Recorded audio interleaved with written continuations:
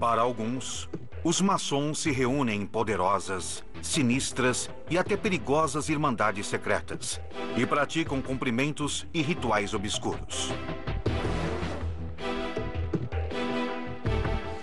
Que assim seja. Para outros, os benefícios da maçonaria podem ser encontrados desde a formação dos estados latino-americanos. O que são? O que fazem? Para que se reúnem? Por que os rituais? Qual é o segredo da maçonaria? Qual é o segredo da maçonaria? Qual é o segredo da Qual é o maçonaria? segredo da maçonaria? Qual é o segredo da maçonaria? Qual é? Isso faz parte do segredo. Qual é o segredo da maçonaria? Quem são os maçons? O que fazem? Para que se reúnem? Por que os rituais? E pela primeira vez na sua história, ela abre suas portas. O que existe? E o que acontece por trás destas portas?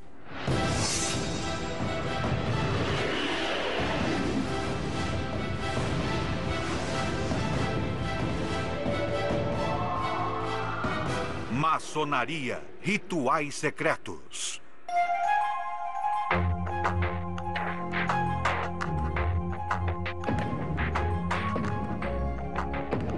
A maçonaria está cercada de lendas, mitos e mistérios.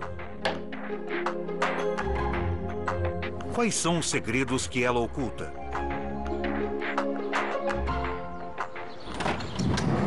O caminho para quem quiser desvendá-los deverá começar num lugar pequeno, geralmente localizado no subsolo. Assim começa a iniciação de um maçom. Com os olhos vendados, o futuro iniciado é conduzido a uma sala isolada, úmida e escura, onde poucos têm acesso. Essa é a Câmara das Reflexões. E é a porta de entrada aos mistérios da maçonaria.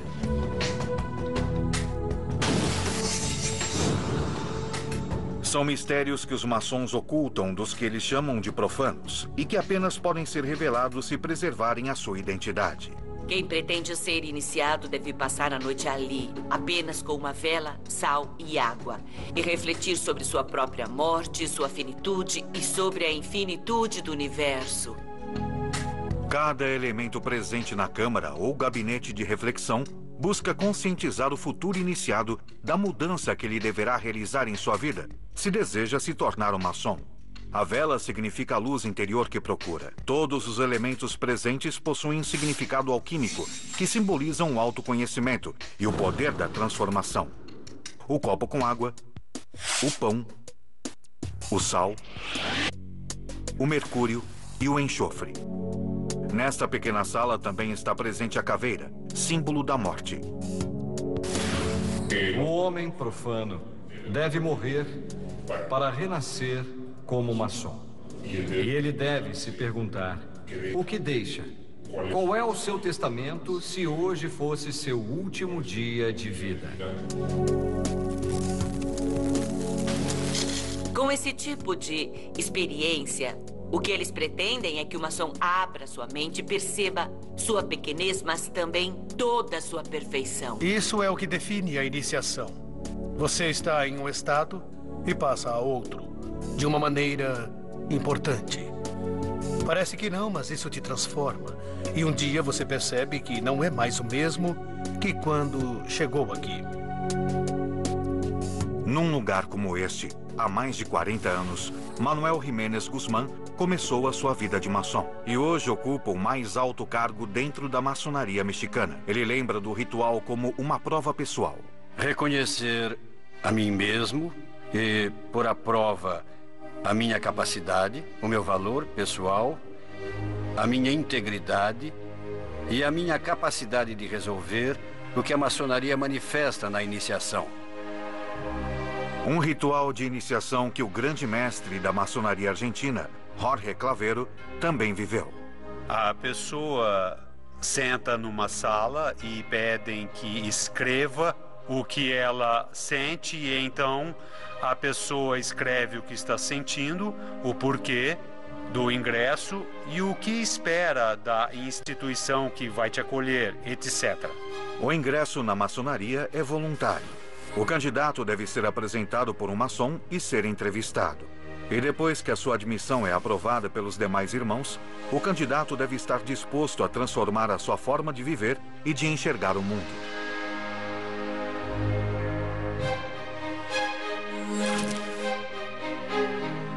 O Vitrion é um acróstico latino e significa: visite o centro da terra. Retificando-te, encontrarás a pedra oculta. Na câmara de reflexão, o iniciado tem a oportunidade de se arrepender e refletir sobre estas palavras. Se tens medo ou hesitas, abandona este recinto. Se és fraco ou não tens força de vontade, retira-te, ainda há tempo. E se decidir seguir, ele deve se comprometer a guardar um conhecimento secreto, ainda que nas piores condições. Esses mistérios são transmitidos através de rituais. Rituais que permaneceram por séculos nas sombras, ocultos em templos, escondidos do olhar do resto do mundo. Como este local, situado no coração de Buenos Aires, onde hoje é a Casa de Cultura do governo da cidade e onde antes funcionou a redação de um jornal. Ali podem ser encontrados uma série de símbolos maçônicos e uma sala misteriosa. A sala de esgrima, assim era conhecida, ela não está, por exemplo, na planta do edifício. Esse lugar não existe. Não está na planta. Era muito estranho que, depois de jantar, os cavalheiros subissem todos vestidos de preto, com suas espadas para praticar esgrima ali. Andrea Romandetti é especialista em simbologia e foi quem descobriu este lugar. É extremamente inacessível. Você sobe por uma escada caracol. Primeiro, essa escada é um símbolo de ascensão. Eu posso garantir que quando a gente sobe, cansa, e cansa mesmo. Romandetti acredita que o local era um templo maçônico. E para entrar, tem uma portinha bem pequena, onde você tem que se agachar. Bem, aqui estamos na sala de esgrima, que foi um templo maçônico. Originalmente foi pintada de azul. As lojas eram pintadas de azul ou de vermelho. Ela era totalmente silenciosa. Não tinha luz, nem banheiros. O que levava os maçons a se esconder tanto? Que segredos escondiam? Estes são os mistérios que são revelados ao iniciado. Saindo da câmara de reflexão, começa a próxima etapa da iniciação. Sempre de olhos vendados, o iniciado chega pela primeira vez ao templo. Quando tiramos a venda, estamos ali, onde vemos a magnificência do templo e vemos os irmãos que nos recebem na loja. Mas antes de retirar a venda, durante a cerimônia, o iniciado é submetido a uma série de testes físicos e intelectuais. Alguns deles implicam em demonstrar que ali ele terá que abandonar as convicções que tinha e deixar claro que a decisão que terá que tomar não é uma decisão fácil, é um momento de muita reflexão. Para isso, na Argentina, são utilizadas estas estranhas cadeiras ou camas. Durante toda a cerimônia, o iniciado está vendado e escuta e sente as provas sem poder vê-las. Com esses exercícios físicos e mentais, é possível ver qual é a resposta da pessoa que pretende ingressar. São feitos uns testes que são definitivos para todos nós. E o melhor de tudo é enfrentá-los. Porque é o que permeia e ensina.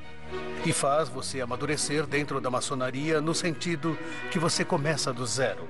E a partir da primeira iniciação, começa um caminho que pode chegar até 33 graus. Cada grau possui o que os maçons chamam de mito fundacional, que lhe dá sentido. Cada cerimônia é um ritual de passagem com ensinamentos distintos.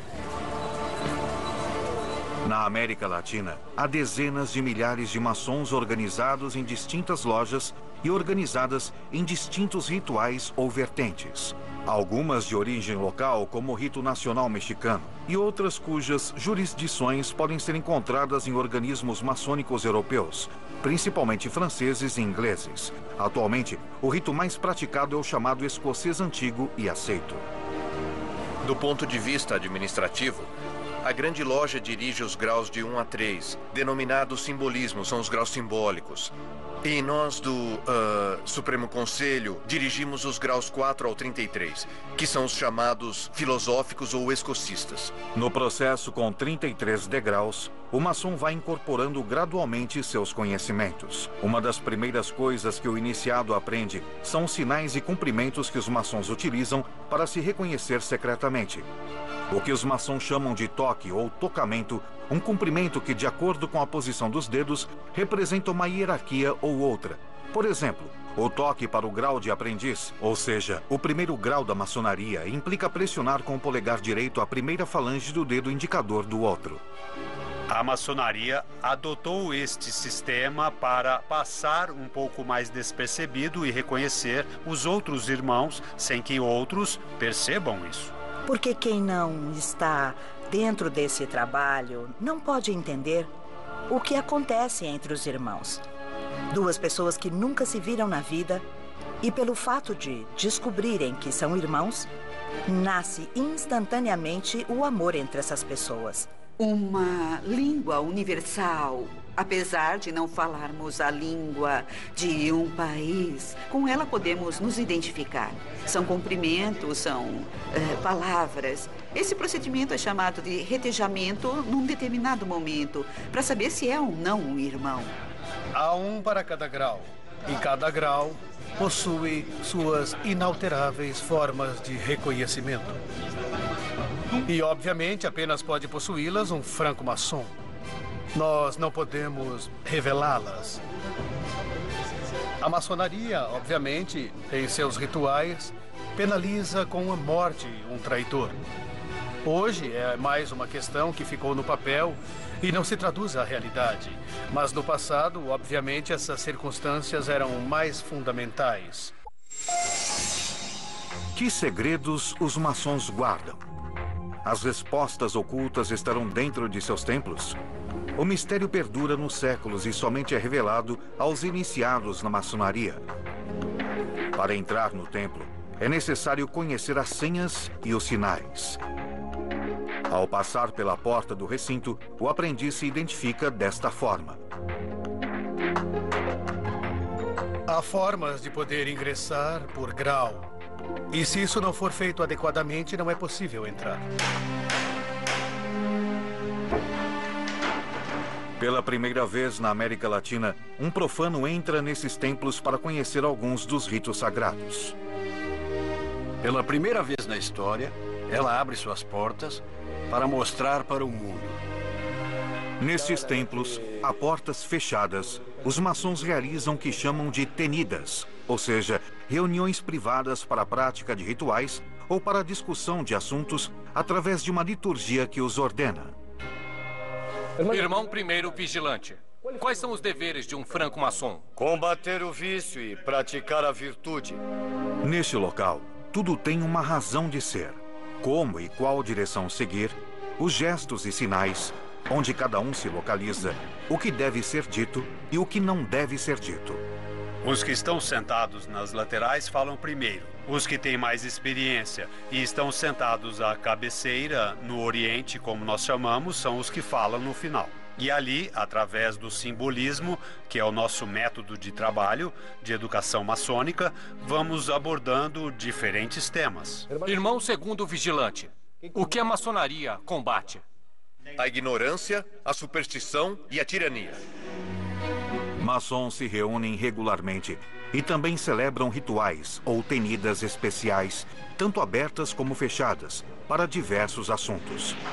Desde celebrar iniciações até cerimônias de reconhecimento conjugal ou rituais que giram em torno à morte.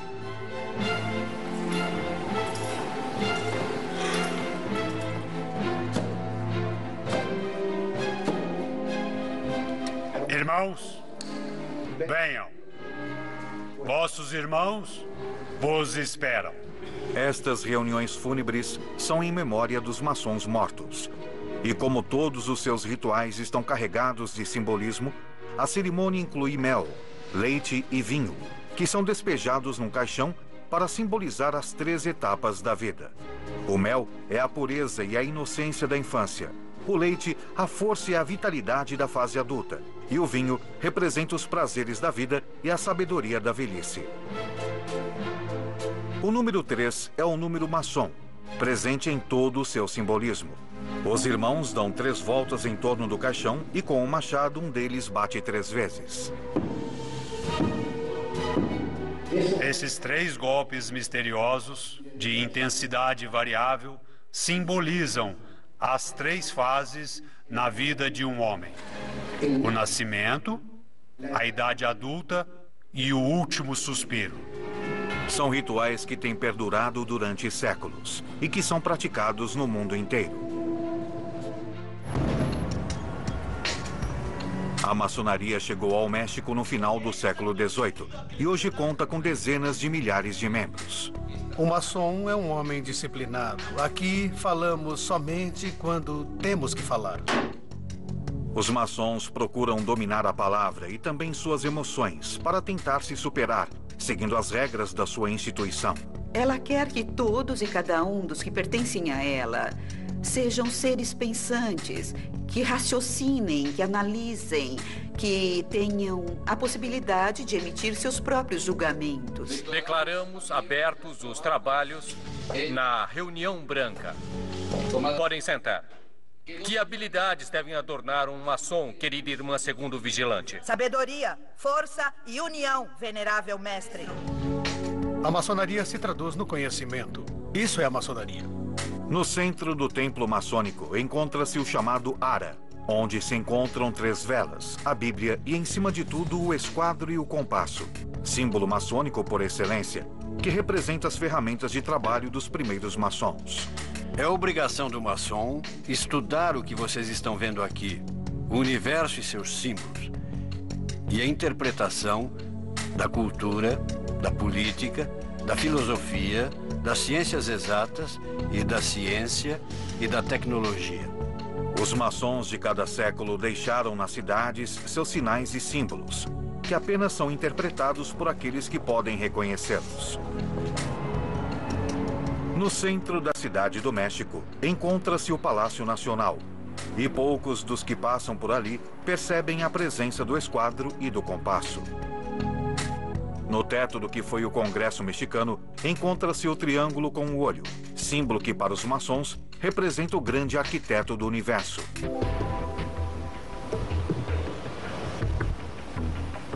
Em outros casos, não apenas vemos sinais maçônicos dispersos, mas o que poderia ser uma cidade inteira baseada em seus simbolismos. Como é o caso da cidade de La Plata, na Argentina. La Plata tem uma antiga relação com a maçonaria ao ponto de ser fundadora. Todos os fundadores e os arquitetos que a projetaram, os urbanistas que a desenvolveram e as mãos que fizeram isso possível, todos eram maçons. Para visualizar melhor a presença do esquadro, que aqui apenas aparece sombreado, aqui realmente temos o esquadro. Dobre este esquadro e vamos encontrar um compasso. O compasso tem o seu vértice numa praça. Esta é a ponta do compasso, o ângulo de um compasso, e esta é a corrente espalhada aqui. É um símbolo maçônico. E cada elo representa um dos maçons espalhados pela face da Terra. Devemos dizer que nos registros da época, em particular nos registros do Departamento de Engenheiros, que foi o órgão técnico encarregado de projetar a cidade, não aparecem, é claro, referências deste tipo de questões. Mas até que ponto a influência maçônica forjou a América Latina tal como a conhecemos hoje? Benito Juárez, um dos mais importantes personagens da história do México, era maçom. A lembrança da sua iniciação maçônica está presente no Palácio Nacional do México. Benito Juárez significa independência e identidade para todos nós. Sem dúvida, ele é o maçom mais distinto que houve no país. E honrar Juárez na vida cotidiana, no comportamento cotidiano e na defesa e salvaguarda da República Laica, da República Soberana e da República. Viva Juárez! Viva!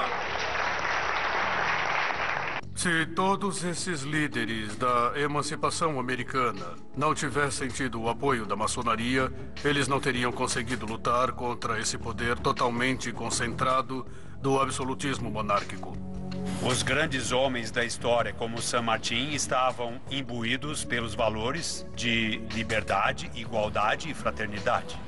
Tivemos membros como San Martín, Miranda, o próprio Bolívar. Não há registros em instituições maçônicas, mas muitos deles foram membros do que conhecemos como Loja Lautaro, ou Sociedade de Americanos ou Cavalheiros Racionais. Mas esse tipo de organização é o que nós denominamos de sociedades paramaçônicas, que tomam a forma da maçonaria, mas não são maçonaria no sentido de que não estão registradas em nenhuma obediência maçônica existente. O fato é que muitos maçons têm estado vinculados à vida política de seus países, moldando sociedades de acordo às suas ideias. No Uruguai, a maçonaria marcou a vida cultural, política e social. Um país que eu diria que é bastante maçônico, no sentido de como tem permeado as instituições, toda a sociedade e até mesmo as instituições de ensino público do país. O Uruguai é um cara muito maçom, sem querer ser e sem saber disso. Influenciado pela maçonaria, o Estado uruguaio se separou da igreja no início do século XX, e a educação é laica desde o século XIX. No pequeno país rioplatense, encontramos até igrejas com símbolos maçônicos. A antessala e as salas dos deputados e senadores do Palácio Legislativo são chamados de Salão dos Passos Perdidos, como as antessalas dos templos maçônicos. A Praça da Matriz da capital possui uma série de símbolos maçônicos na sua fonte central. Tal como ocorreu no Uruguai, a maçonaria também tem permeado as classes políticas de outros países latino-americanos. Muito bem, nós já abordamos os assuntos mais importantes da Loja do Vale do México. A maçonaria mexicana sempre esteve vinculada com a política durante todo o século XIX e boa parte do XX. Os maçons eram membros da classe política e muitos deles decidiram se basear na estrutura maçônica para obter benefícios políticos. Os maçons dominavam o México. Aqui no México não podia haver um político de alto nível que não fosse maçom. Pelo menos as evidências que eles iam deixando nas ruas e lugares era assim. Os maçons escolhiam e tiravam os governantes, que mexiam os pauzinhos secretos do México a seu favor. A Argentina já teve 7 presidentes e 14 vice-presidentes. E também, é claro, ministros, secretários de Estado, deputados, senadores, etc.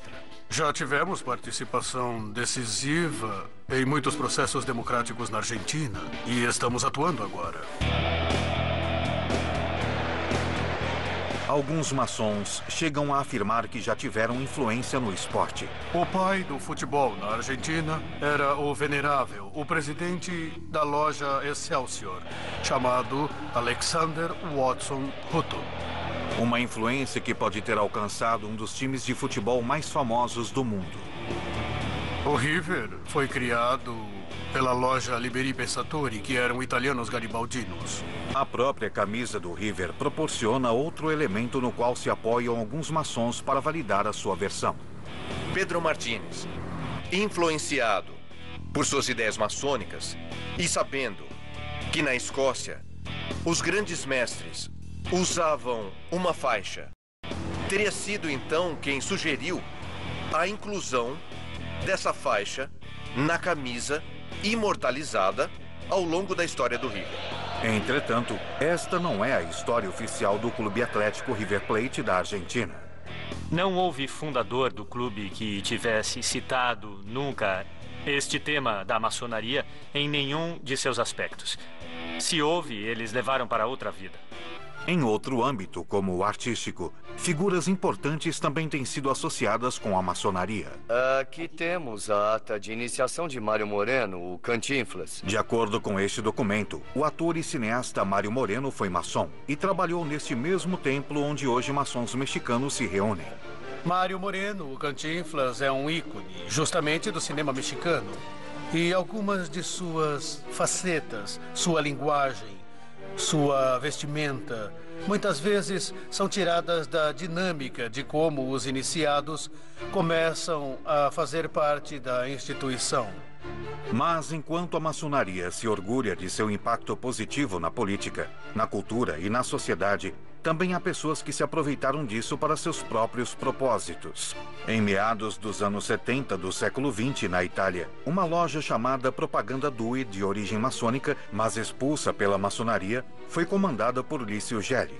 Gelli usou o secretismo da maçonaria para construir uma rede própria de poder, que transformou a loja Propaganda Due em um dos sistemas secretos de poder mais impressionantes do século XX. E da Itália, a loja Propaganda Due chegou à América do Sul, especialmente Argentina e Uruguai, onde ditadores militares governavam naquela época e com os quais concretizaram negócios. Durante o golpe de Estado de 1976, Roberto Viola, o general Viola, que foi um dos ditadores que comandou a Argentina, assina um acordo onde Gelli se compromete a trabalhar pela ditadura em troca de negócios que a ditadura facilitaria, como a venda de armas ou interferência no sistema bancário, tanto em Buenos Aires como no Uruguai.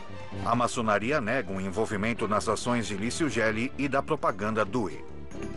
Usaram a maçonaria, a estrutura que ela tinha, para fazer uma organização mafiosa. A maçonaria em si não teve nada a ver com isso. A maçonaria permite que seus membros tenham uma rede de contatos como a que Gelli usou para seus propósitos pessoais. A mesma que muitos deles usam para ter sucesso em suas vidas pessoais. Os maçons estão em todos os lugares, em todos os partidos, em todas as universidades, públicas e particulares, em todas as associações.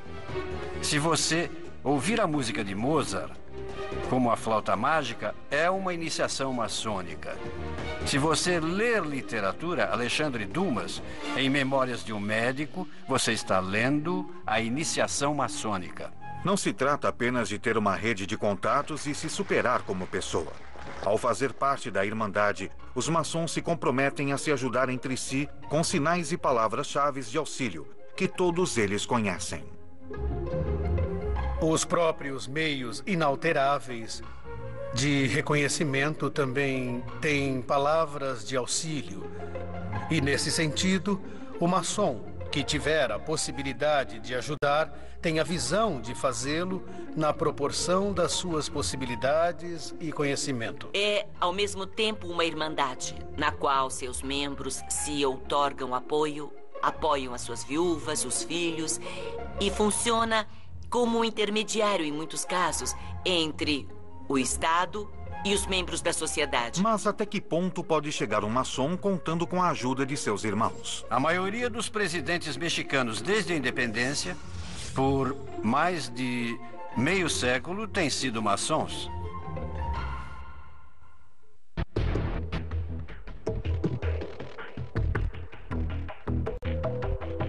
A maçonaria é uma sociedade iniciática que mantém seus ritos e cerimônias em segredo, abertas apenas para aqueles que decidem pertencer à organização. Para entrar em seus templos durante os rituais privados, é necessário que tenha realizado antes um rito jamais revelado, a iniciação. Porém, quem consegue ingressar descobre ali uma longa série de símbolos que deverá estudar em seu caminho para o grau 33.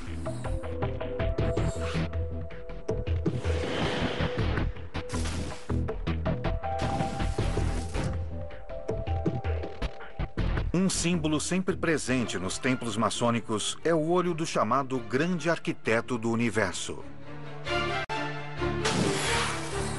A maçonaria, dentro do livre pensamento, entende que o universo não poderia ter sido formado por um acaso ou por acidente, mas que realmente existe uma causa principal que tem um plano, um grande arquiteto. O que é o grande arquiteto do universo? É uma interpretação de cada um em particular. Qualquer que seja o seu nome. Cristo, Krishna, Buda, Maomé, ciência. E segundo os maçons, exatamente essa tolerância religiosa e a luta pela laicidade no Estado, na educação e na sociedade em geral, é o que tem levado a maçonaria a enfrentar o seu principal rival, a Igreja Católica. A Igreja Católica rejeitou a maçonaria praticamente desde suas origens. Desde 1738, é promulgada uma bula papal contra a maçonaria. Ela estava proibida não só como um crime, mas como uma heresia, como uma afronta à fé católica. Historicamente, a maçonaria e a Igreja Católica tiveram uma série de enfrentamentos e desencontros que resultou, inclusive, na excomunhão. A Igreja Católica sempre interveio para perseguir os maçons. Muitos deles foram sacrificados nas fogueiras da Santa Inquisição. O problema de falar da maçonaria é que algumas vezes ela faria vítimas. O problema é que enquanto apenas dizem essas coisas, mas ninguém prova, a coisa para por aí. O importante é onde estão as provas. A maçonaria, enquanto sociedade secreta, vai contra a Igreja e os princípios do Evangelho. Essa seria uma contradição. Ser maçom e também ser católico. Entretanto, sempre houve membros do clero católico que eram maçons, embora seja muito mais drástica a postura antimaçônica da Igreja Católica do que a postura anticlerical da maçonaria mexicana. Apesar da perseguição da Igreja, que os obrigou a permanecer escondidos durante muitos períodos da história, os maçons conseguiram manter vivos os rituais e a simbologia através dos séculos. Na entrada dos templos, vemos as duas colunas que imitam as do templo do rei Salomão. E quando o iniciado passa por elas, revive o parto por entre as pernas da mãe para representar o novo nascimento como maçom. O pé das colunas em pedra bruta é o que simboliza o aprendiz maçom. E a pedra polida, portanto, é o maçom que já domina os segredos e rituais. Diante das colunas com direção ao leste, encontra-se o lugar onde estão as autoridades da loja. O lugar é chamado de o Oriente.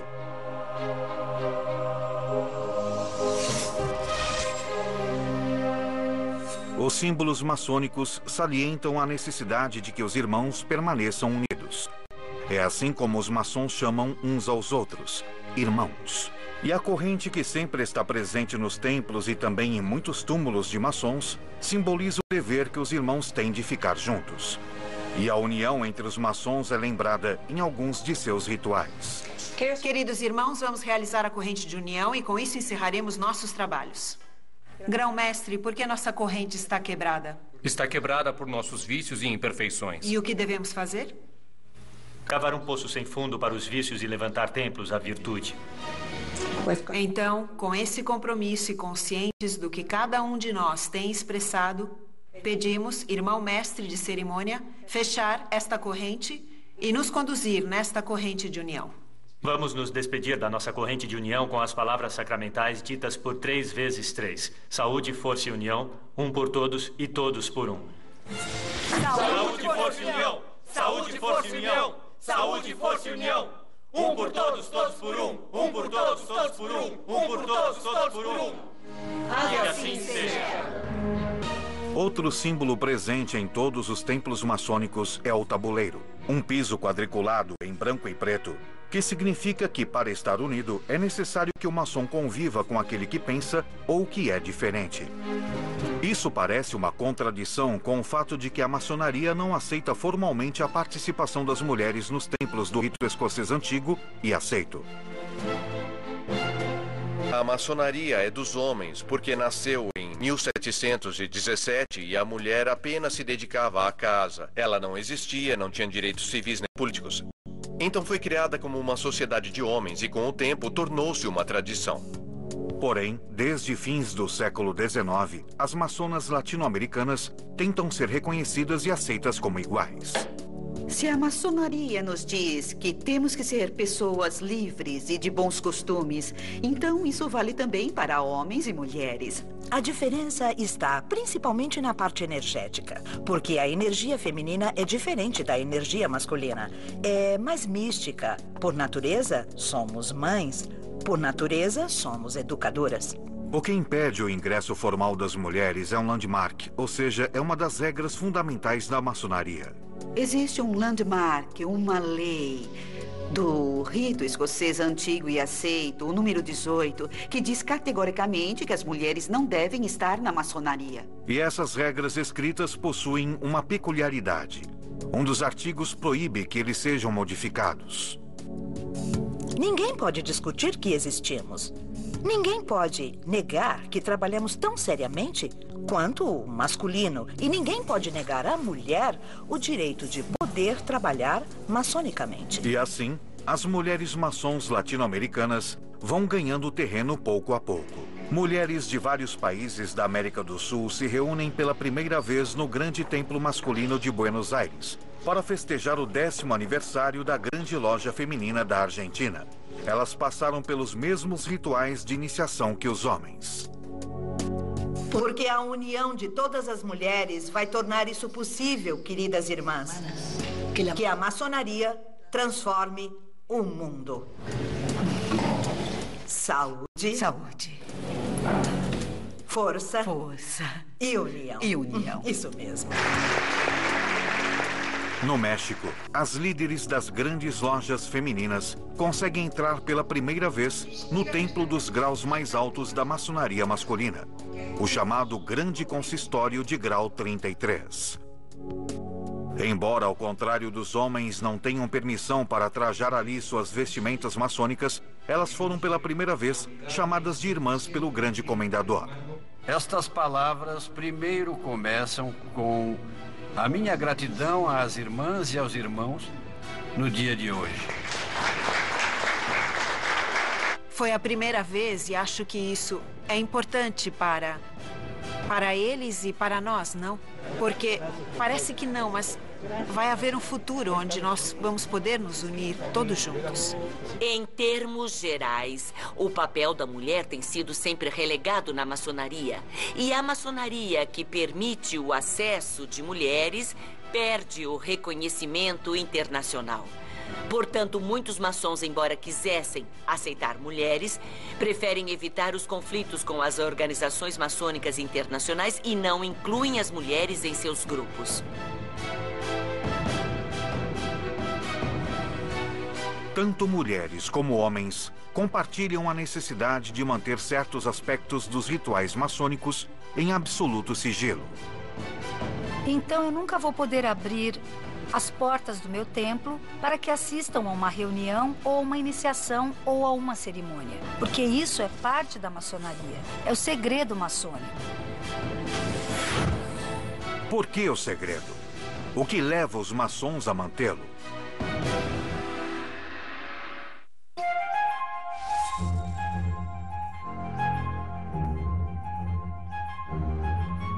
Durante séculos, os maçons têm permanecido ocultos, protegendo uma tradição que conservam desde a Idade Média. Um segredo que transmitem através de experiências de vida, nas iniciações e nas reuniões. Ao expressar nossos juramentos, expressamos também a discrição que devemos guardar para isto. Hoje temos aspectos disciplinares e leis criminais para, obviamente, poder controlar qualquer tipo de exposição de segredos da maçonaria e, obviamente, resultará na expulsão para sempre da ordem. Rituais têm um poder transformador, o que nós tão sagradamente resguardamos dos olhos dos profanos. Esse segredo é inviolável. Segundo os maçons, embora quisessem ou fossem obrigados a fazer isso, seria muito difícil revelar esses segredos. É muito difícil poder contar algo vivencial. É difícil contar a um profano e é difícil contar a um irmão. É quase como se eu pedisse para você relatar o amor que sente pelos seus filhos. O conhecimento adquirido dentro da ordem maçônica é um conhecimento pessoal, vivencial, que deriva da interação com outros membros e da ritualidade, e que apenas vivendo podemos adquirir. O conhecimento nasceu com os maçons originais na Idade Média, mas essa era uma organização diferente da atual. O que era chamado de maçonaria operativa eram as confrarias de construtores, as confrarias de pedreiros, arquitetos, todas as pessoas que se dedicavam à arte da construção. A palavra maçom vem do francês e significa pedreiro ou operário.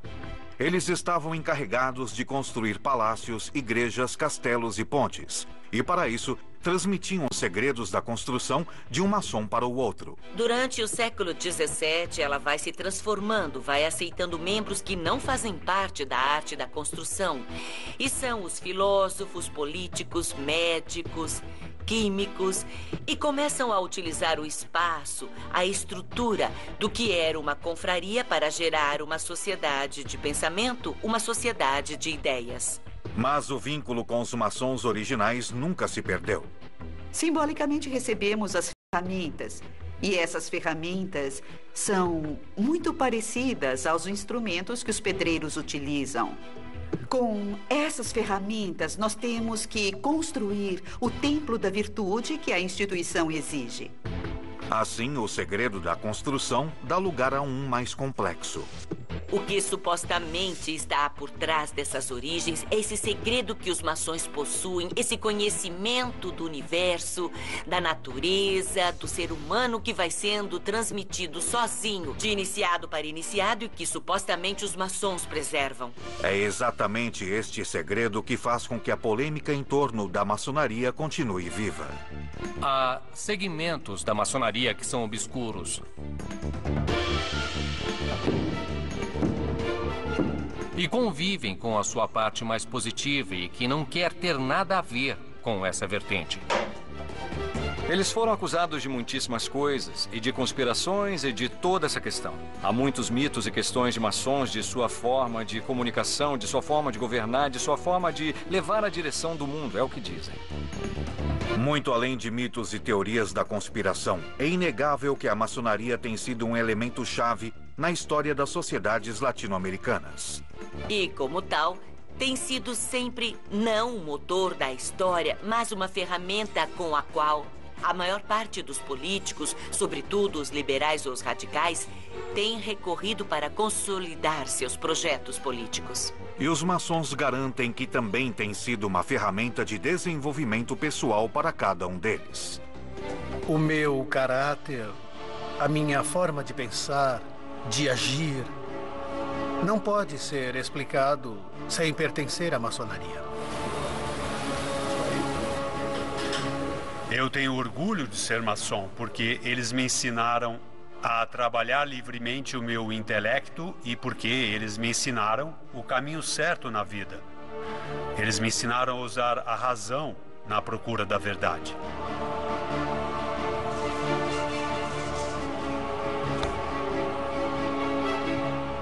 A grande vantagem de ser maçom é ir se preparando paulatinamente, gradualmente, num caminho de sabedoria, de cultura e de filantropia. Que assim seja, comandante-chefe. Seus críticos ainda apontam falhas. Eles falam apenas uma parte. Falam de ritos de iniciação.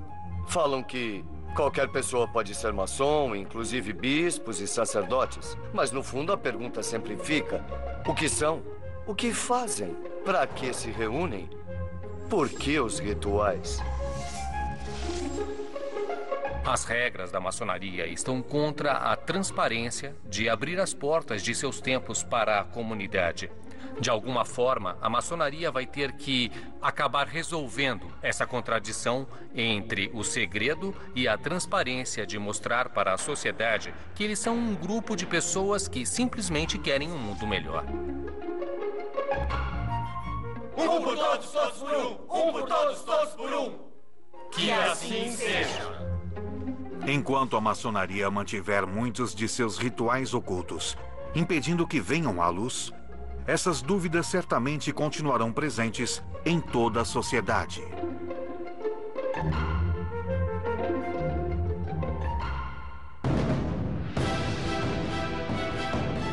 Versão Marshmallow São Paulo.